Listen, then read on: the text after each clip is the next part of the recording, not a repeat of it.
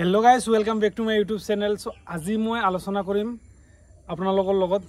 বহুতক এটা কোৱেশ্চনৰ ওপৰত বহুতে কমেন্ট কৰিছে এই কমেন্টৰ ওপৰত এইটো ভিডিও কাৰণ কি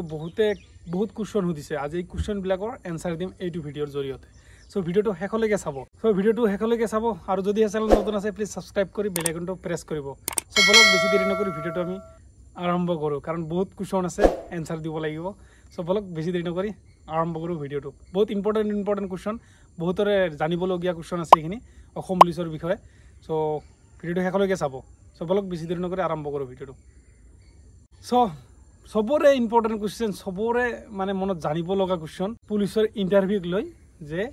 কেতিয়া হ'ব ইন্টাৰভিউ মাজতে আমাৰ সিএম সাৰে কৈছিলে যে অক্টোবৰৰ 3 তাৰিখৰ পৰা ইন্টাৰভিউ আৰম্ভ হ'ব কিন্তু এতিয়া অক্টোবৰৰ 3 তাৰিখে আৰম্ভ হসাই হ'বনে যদিহে অক্টোবৰৰ 3 তাৰিখে আৰম্ভ হয় তেতিয়ালে সেপ্টেম্বৰ মাহত আপোনালোকে এডমিট পাই যাব আৰু অক্টোবৰৰ পৰা ৰানিং ষ্টাৰ্ট হৈ যাব সো এক নম্বৰ কোৱেশ্চন গল আৰু বহুতে সুধিছে যে ৰানিং 400 মিটাৰ ট্ৰেকত হ'ব নে 200 মিটাৰ ট্ৰেকত হ'ব বহুত ইম্পৰ্টেন্ট কোৱেশ্চন এটো সো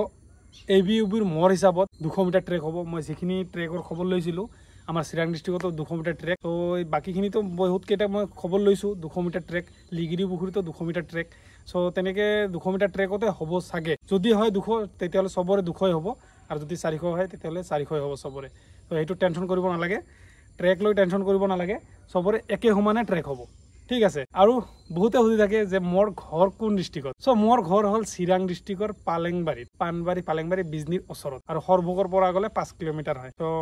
এতিয়া জানি পালে আপোনালোকে তাৰ পিছত কোৱেশ্চন হল মই কেইবাৰ ইন্টাৰভিউ দিছিলো আগতে ভিডিওত কৈছিলো যে মই 15 বাৰ দিয়াৰ পিছত ইন্টাৰভিউ দিয়াৰ পিছত 3টা এপইন্টমেন্ট পাইছিলো টোটাল 18 ইন্টাৰভিউ দিছিলো সো গম পালে তাৰ পিছত এতিয়া মই আছো মৰাণত আৰু অসম পুলিচৰ কাৰণে কি কিতাপ লাগিব সো কিতাপখিনি মই স্ক্ৰিনত দি দিছো আগতো ভিডিওত দেখুৱাইছো কিতাপখিনি সো এইবাৰো স্ক্ৰিনত দি দিছো চাই লওক যে কিতাপ কি লাগিব এইয়া কিতাপখিনি লৈ লব পুলিচৰ কাৰণে আৰু টেলিগ্ৰামত জয়েন হৈ লব তাতে পিডিএফ আছে ঠিক আছে ৰিজনিং কি লাগে যি লাগে সব আছে তাতে মোৰ টেলিগ্ৰাম চেনেলত আৰু যদি ইনষ্টাগ্ৰামত ফলো কৰা নাই ফলো কৰি লব ডেসক্ৰিপচনত লিংক দিয়া আছে কাৰণ তাতে শৰ্ট ভিডিও মই আপলোড কৰি থাকো ইম্পৰ্টেন্ট মানে আপডেট খিনি